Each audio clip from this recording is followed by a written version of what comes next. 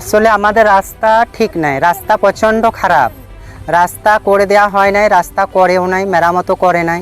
ওই তালতোড় গ্রাম থেকে এই লালবাজার গ্রাম অবধি খাটিয়া করে পেশেন্টকে আনে টোটোতে তোলা হয়।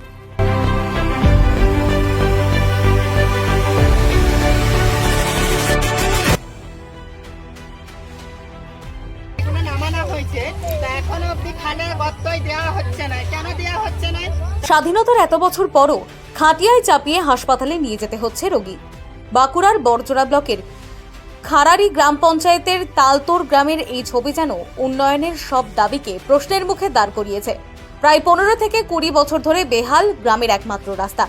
বর্ষা নামলেই কাদা, জল আর গভীর খানাখন্দে কার্যত বিচ্ছিন্ন হয়ে পড়ে এলাকা। অ্যাম্বুলেন্স তো দূরের কথা, টোটোতেও ঢুকতে পারে না গ্রামে। ফলে অসুস্থ হয়ে রোগী, গর্ভবতী মহিলা কিংবা বয়স্কদের খাটিয়ায় চাপিয়ে পৌঁছে দিতে হয় মেন রোড, সেখান থেকে হাসপাতাল।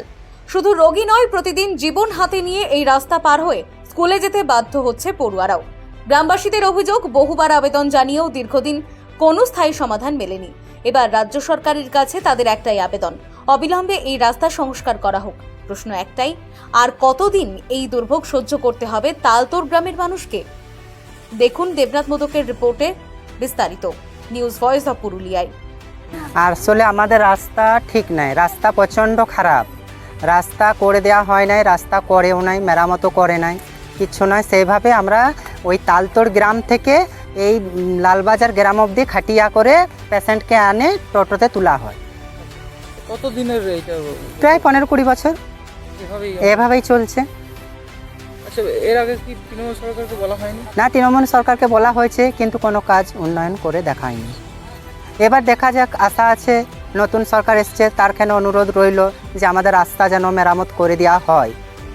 অনেক সমস্যা হয়, স্কুল, কলেজ, টিউশন, হসপিটাল, হাট, বাজার, তরি তরকারি সমস্ত কিছু, আমাদের সব কিছু বেলে তোড়ে। কিন্তু আমাদেরকে আনতে যেতে হলে সাইকেলও যায় না, আবার হেঁটেও পেরোতে পারে না। হাঁটে পেরোলেও তোমাকে একটু জল হয়ে পেরোতে হবে, আর সাইকেলে গেলেও কাছাড় খেতে হবে, হাত পা ছুলিয়ে বাজার করতে যেতে হবে। মানে বাড়ির থেকে যে বেরোবো বাজার করতে, সেটা মানে সুস্থ মানুষ বেরোবে, অসুস্থ হয়ে ঘর ঢুকবে। হ্যাঁ, ইট পাথর তোমার 4 মাস আগে নামানো হয়েছে, সে ভোটের আগে, কিন্তু এখন অবধি সেই ইট পাথর না, ওটা ইট আর ওই যে ভাটার যে একটা রাবিসের ছাই পাওয়া যায়, কয়লার ছাইটা, সেই ছাইটা নামানো হয়েছে, কিন্তু সেটাও রাস্তাতে দেওয়া হয় নাই। রাস্তা সেই রকমই খাল অবস্থাতেই আছে, আর যেখানে জিনিস নামিয়ে দিয়ে গেছে সেখানে জিনিস নামানোই আছে। ওটা প্রায় 15-20 বছর হবে এরকম অবস্থা।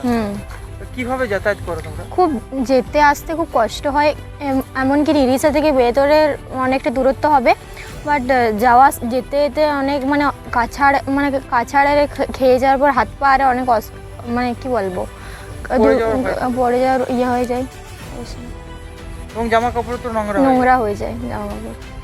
কতটা ঝুঁকি নিয়ে পারাপার করতে হয়? প্রায় অনেকটাই। ভয় করে যাতায়াত করো? হ্যাঁ। আচ্ছা, হাতিরও অনেক ইয়ে আছে, সমস্যা। হ্যাঁ, মানে হাতির ভয় থাকে।